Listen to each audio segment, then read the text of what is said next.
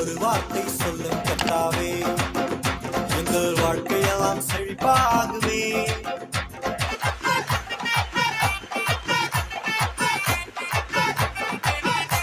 அல்லேலூயா. ஒரு வசனத்தை நான் வாசிக்கும்படி கேட்டுக்கொள்கிறேன். ஆகாய் புஸ்தகம் 1ஆம் அதிகாரம் 5ஆம் வசனமும் 6ஆம் வசனமும், இந்த 2 வசனத்தை ஒருத்தர் சத்தத்தை உயர்த்தி வாசிக்கலாம். இப்போதும் சேனைகள் கர்த்தர் உங்களுக்கு சொல்லுகிறார். விளங்கணும். அல்லேலூயா.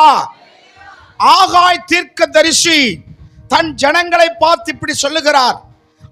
அந்த காலகட்டங்களிலே, அந்த நேரத்திலே ஜனங்கள் இருக்கிற சூழ்நிலை என்னவென்று, எப்படிப்பட்ட சூழ்நிலை தெரியுமா?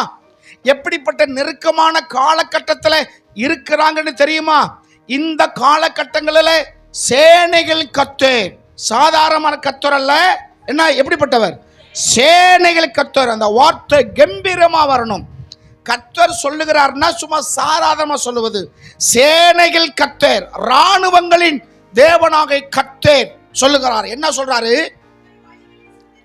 அருமை சகோதரா, அன்பு சகோதரி, உன் வாழ்க்கையில ஒரு மாற்றம் வேண்டும் என்று சொன்னால், உன் வாழ்க்கையில ஒரு மறுமலர்ச்சி வேண்டும் என்று சொன்னால், ஏதோ ஜெபத்தோடு நம்ம புது வருஷத்துக்குள்ள கடந்து போகிறோம், உண்மைதான். ஸ்தோத்திரம், ஆராதனையோடு கடந்து போகிறோம், உண்மைதான். இன்னைக்கு கடவுளை அறியாதவர்கள், சுகபோகமாக பணம் படைத்தவர்கள் இன்னைக்கு கடற்கரைகளிலும் 5 ஸ்டார் ஹோட்டல்களிலும் திரை அரங்குகளிலும் களியாட்டங்களிலும் குடியிலும் வெறியிலும் இன்னைக்கு ஆயிரக்கணக்கான ஜனங்கள் என்ன செஞ்சுட்டு இருக்காங்க? கொண்டாடி கொண்டிருக்காங்க. நியூ இயர், ஹாப்பி நியூ இயரை அவர்கள் என்ன செய்கிறார்கள்? களியாட்டங்களிலாலே கொண்டாடி கொண்டிருக்கிறார்கள். தேவ ஜனமாகிய நீங்களும் நானும் தேவ ஆலயத்திலே அமர்ந்து அவருக்கு நன்றி சொல்ல உட்கார்ந்து கொண்டிருக்கிறோம். அல்லேலூயா. என் ஆண்டவர் நாம மகிமை உண்டாவதாக. இன்றைக்கு நம்ம வாழ்க்கையில ஒரு மாற்றம் வேண்டுமா? சில பேர் நினைக்கிறாங்க, நான் மாற மாட்டேன், எல்லாரும் மாறணும், நான் மட்டும் என்ன செய்ய மாட்டேன். சில பேர் ஜெபம், என் மாமியா மாறணும், என் கணவர் மாறணும், என் பிள்ளைகள் மாறணும், என் புருஷன் மாறணும், ஆனா நான் மட்டும் மாற மாட்டேன். மாற்றம் ஒன்று வேண்டும் என்றால் அது உன்னில் இருந்து தான் தொடங்க வேண்டும். அல்லேலூயா. லெனின் சொல்றாரு, மாற்றம் ஒன்றே மாறாதது. அப்ப இந்த உலகத்தில் இருக்கிற எல்லாம் ஒரு நாள் என்ன செய்யும்? மாறும். அந்த மாற்றம் வேண்டும் என்றால் முதல் உன்னிலே தேவன் ஒரு மாற்றத்தை எதிர்பார்க்கிறார். விளங்கினவங்க கைகி தட்டி ஆண்டு என்று சொல்லுவோம். அல்லேலூயா. மாற்றம் வேண்டுமா? உன் கணவன் வாழ்க்கையில மாற்ற வேண்டும்னா முதல் நீ மாறு. உன் பிள்ளைகள் வாழ்க்கையில மாற்ற வேண்டுமா? முதல் நீ மாறு. உன் மனைவி வாழ்க்கையில ஒரு மாற்ற வேண்டுமா? முதல் நீ மாறு. நீ மாறி அவர்களுக்கு சாட்சியாயிரு. அல்லேலூயா. அப்ப இங்க ஆண்டவர் சொல்றாரு, சேனைகள் கர்த்தர் தன் ஜனங்களை பார்த்து சொல்றாரு, நீங்கள் உங்கள் வழிகள் என்ன செய்யுங்க? சிந்தித்து பாருங்க. இந்த நேரம் உங்க வழிகளை சிந்திக்கிற நேரமா இருக்கிறீங்க. ஏனையா என் வழிகளை சிந்திக்க வேண்டும்.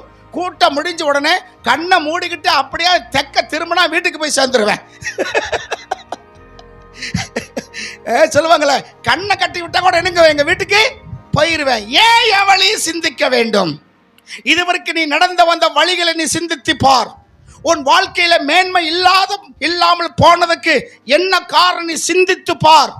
உன் வாழ்க்கையில் இருக்கிற பொருளாதாரத்தை நீ அனுபவிக்காதபடிக்கு வட்டியே கட்டிக்கிட்டு இருக்கியே, அதுக்கு என்ன காரணம்? உன் வழியை நீ சிந்தித்து பார். உன்னை கஷ்டப்பட்டு சம்பாதிக்கிற பணம் ஆஸ்பத்திரிக்கே செலவு செய்ய, அது என்ன காரணம்? நீ சிந்தித்து பார். நீங்க ஆண்டவர் சொல்றாரு, அருமை சகோதரா, உன் வழியை நீ சிந்தித்து பார். உன் வழி என்ன செய்ய பார்க்கணும்? இது நீ சிந்தித்து பார்த்து புது வருஷத்துக்குள்ள வந்தீங்கன்னா உன் வாழ்க்கையில ஒரு மாற்றத்தை கற்றுக் கொடுப்பார். அல்லேலூயா. இதை நீ மாறாம 2025 2055 நீ போனாலும் ஒரு பிரயோஜனம் இல்லை. விளங்குதுங்களா? அப்போ என்ன செய்யும்? நம்ம வழியை சிந்தித்து பார்க்கணும். நம்ம வழியில ஒரு மாற்றம் வேண்டும் என்று கர்த்தர் விரும்புகிறார். ஏனையா அந்த ஆகாய் தீர்க்கதரிசிகளை பார்த்து இப்படி சொல்லுகிறார் என்று சொன்னால் 6ஆம் வசனம் வாசிங்க.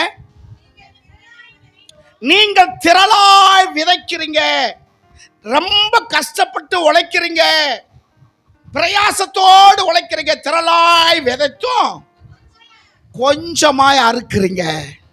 திரளா விதைக்கிறவன் திரளா தானே அறுக்கணும். திரளாய் விதைக்கிறானா, ஆனா அறுக்கும்போது எப்படியா இருக்கிறான்? கொஞ்சமாய் அறுக்கிறான். அடுத்து, நீங்கள் புசித்தும் உங்களுக்கு திருப்தி இல்லை.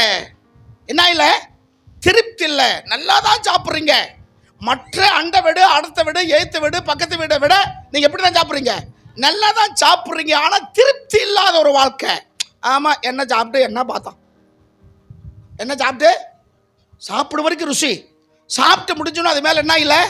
திருப்தி இல்லாத ஒரு காரியம். சாப்பிட்றீங்க, நல்லா சாப்பிட்றீங்க, திருப்தி இல்லை உங்க வாழ்க்கையில. வசனத்தை நல்லா கேட்குறீங்க, ஆனா அந்த வசனம் நமக்குள்ளாக கிரியை செய்யல. ஏன்? நமக்குள்ள ஒரு மாற்றம் வருவதற்கு நம்மளை நாமளே ஒப்பு கொடுக்காத பட்சத்தினால இன்னைக்கு அந்த காரியங்கள் இன்னைக்கு இல்லாம போய் விடுகிறது. நீங்க திரளாய் விதைக்கிறீங்க, கொஞ்சமா அறுக்கிறீங்க, நல்லா சாப்பிட்றீங்க, திருப்தி அடையல. அடுத்து மூணாவது காரியம், குடித்தோம். குடின்னா அது இல்லை. எங்க அப்பாலாம் குடிச்சு நிறைய காசு செலவு செஞ்சுட்டேன், இனிமேல் அந்த அது மூஞ்சிலையும் என்ன செய்யக்கூடாது, முழிக்க கூடாது சொல்லி ரொம்ப வீராப்ப பேசுவார். காலையில அநியாயமா காசு போச்சேன்னு 2 மணி ஆன உடனே என்ன ஆகுதுன்னு தெரியல, பரபரன்னு இருப்பார். எப்படியோ காசு பரப்ப என்ன செய்வாரு? குடிச்சுட்டு வந்துருவார். நீங்க குடித்தும் என்ன ஆகல? பரிபூர்ணம் அடையவில்லை. அன்னைக்கு இருந்த திராட்சை ரசம், சரிங்களா? குடித்தும் உங்களுக்கு பரிபூர்ணமாகல. அடுத்து, நீங்க வஸ்திரம், நல்ல வஸ்திரம் உடுத்தியும் உங்களுக்கு குளிர் போகல. இன்னும் ஃபேன் எல்லாம் ஆஃப் பண்ணுங்க பாஸ்டர், ஆஃப் பண்ணி தான் வச்சிருக்கிறீங்க. சில பேர் போர்வையோடு, சால்வையோடு, போர்த்தியும் உங்களுக்கு என்ன செய்யல? குளிர் விடவில்லை. பேதுரு ஒரு நாள் இயேசுவை சிலுவையிலே அறையப்படுவதற்கு முன்னாடி பிலாத்து அரமனையிலே அவரை விசாரித்துக் கொண்டு வாரினால் அடித்துக் கொண்டு இருக்கிறார்கள். பேதுரு என்ன செய்தார்?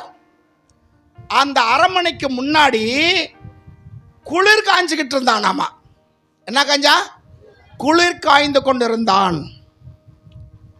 இன்னொருவனுக்கு வேதனை, இவர்களுக்கு வேடிக்கை, இதயமற்ற மனிதர்களுக்கு இதையெல்லாம் வாடிக்கை. அப்படித்தானே? எங்கேயோ கேட்டையாவும் இருக்கா? விட்டா பாடிடுவீங்க, சூப்பரா பாடிடுவீங்க, இதெல்லாம் பாடிடுவீங்க. மத்தியானம் பேசின வசனம் என்னன்னு கேட்டாதான் கொஞ்சம் கஷ்டம். ஏன்னா நல்லது எல்லாம் பிசாசு உங்க மனசுல நிக்காதபடிக்கு எடுத்து போட்டுறான்.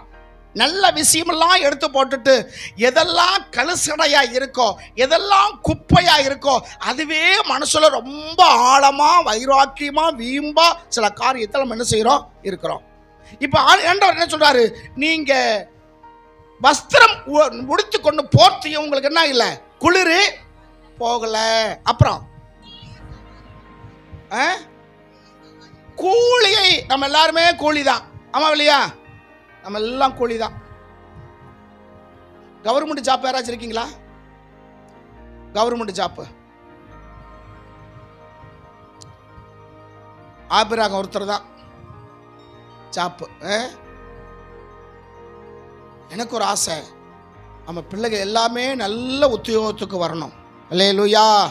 நல்ல உத்தியோகத்துக்கு வரணும். அவங்க அநேக 1000 குடும்பங்களுக்கு அவங்க ஆசீர்வாதமாக இருக்கணும் என்றுதான் நம்முடைய ஜெபம். படிச்சுட்டு எங்கே தான் கிடக்குறாங்க? நல்லா படிக்கணும். சத்திக்கு மிஞ்ச படிக்க போடுறாங்க பெற்றோர்கள். அவங்க பெற்றோர்கள் அவங்கள படிக்க போடாட்டாலும் இவர்கள் தங்கள் பிள்ளைகளை முடிந்த அளவு நல்லா படிக்க போடுகிறார்கள். படிச்சுட்டாங்க, டிகிரி வாங்கிட்டாங்க. என்ன செய்கிற? டிகிரி வாங்கிட்டு சும்மா இருக்கேன். எப்படி இருக்கேன்? சும்மா இருக்கேன். இங்கே ஆகாய் மூலியமா ஆண்டவர் பேசுறாரு. நீங்கள் கூலியை சம்பாதிக்கிறவன், எதுவோ ஒரு வேலை செஞ்சு சம்பாதிக்கிறீங்க, அது கொண்டு வந்து எங்க பத்திரப்படுறதுக்கு பதிலாக எங்க போடுறீங்களா? பொத்தலான பையில போடுறீங்க. பொத்தலான பையன்னா ஓட்டப்பை. ஓட்டப்பையில போட்டா நிக்குமா? நீங்க சம்பாதிக்கிறது இந்த வருஷம் ஒருவேளை பொத்தலான பையில உங்களுடைய கூலியை போட்டது என்று நீ நினைத்துக் கொள்ளுங்க. எத்தனை பணங்கள் செலவாயிருச்சு. கூலியை சம்பாதிக்கிறீங்க, நெத்தி வேர்வு சிந்தி உழைக்கிறீங்க. ஆனா உங்களுடைய கூலி பணம் எதில் கொண்டு போட்டுக்கிட்டு இருக்கீங்க? ஓட்டப்பையில சம்பாதிக்கிறீங்க. கடைசியில் பார்த்தா ஒண்ணுமே இல்லை. சம்பாதிக்கிறீங்க, ஒண்ணுமே இல்லை. இந்த வருஷத்துல ஒருவேளை அப்படி நடந்திருக்கலாம். இந்த வருஷத்துல அப்படி சில காரியம் நடந்திருக்கலாம். 7ஆம் வசனத்துல மறுபடியும் திருப்பி சொல்றாரு பாருங்க, உங்கள் வழிகளை சிந்தித்து பாருங்க. 6ஆம் வசனத்திலையும் 5ஆம் வசனத்திலையும் சிந்தித்து பாருங்க சொல்றாரு. 7ஆம் வசனத்திலையும் சிந்தித்து பார்க்க சொல்ற. ஏன் சிந்தித்து பார்க்கணும்? அந்த இடையில் இருக்கிற அந்த காரியம், அந்த இடையில உங்கள் வழிகள் ஏன் சிந்தித்து பார்க்க சொல்றேன்னா, நீ சம்பாதிக்கலாம் பொத்தலான பையில போடுற, நிறைய வருமண்டி எதிர்பார்க்குற, ஆனால் வந்தது எவ்வளோ வருது? கொஞ்சம் வருது. இதுக்கெல்லாம் என்ன காரணம்? உன் வழியை நீ சிந்தித்து பாரு. உன் வழியை சிந்தித்து பாரு. ஊதாரித்தனத்தை விற்று இன்னைக்கு ஒரு தீர்மானம் பண்ணிக்கொள். இன்னைக்கு ஒரு தீர்மானம் பண்ணிக்கொண்டு புது வருஷத்துக்குள்ள நீ கடந்து போனீங்கன்னா அந்த வருஷம் உன்னை ஆசீர்வதிக்கிற வசரமாக இருக்கும். அல்லேலூயா. உங்க வழிகளை நீங்க சிந்தித்த எந்த பகுதியில் நீங்க தவறி இருக்கிறீங்க, எந்த காலகட்டங்களில் நீங்க தவறி இருக்கிறீங்க, எந்த வருமானத்தை பொத்தலான பையில போட்டிருக்கீங்கன்னு உங்களிலே ஒரு மாற்றம் வந்துருச்சுன்னா உங்க குடும்பத்தில் ஒரு மாற்றத்தை கர்த்தர் உண்டாக்குவார். அல்லேலூயா. நம்ம என்ன செய்ய போறோம் இந்த புது வருஷத்துல? ஆண்டவரே அவங்கள மாத்தும், இவங்கள மாத்தும். சில அம்மாவை ஜெபிக்கிற, ஆண்டவரே என் புருஷனை மாத்தும். என்ன மாத்தும்? புருஷனை மாத்தும். சில ஐயா மரம் என் பொண்டாட்டி என்ன செய்யும்?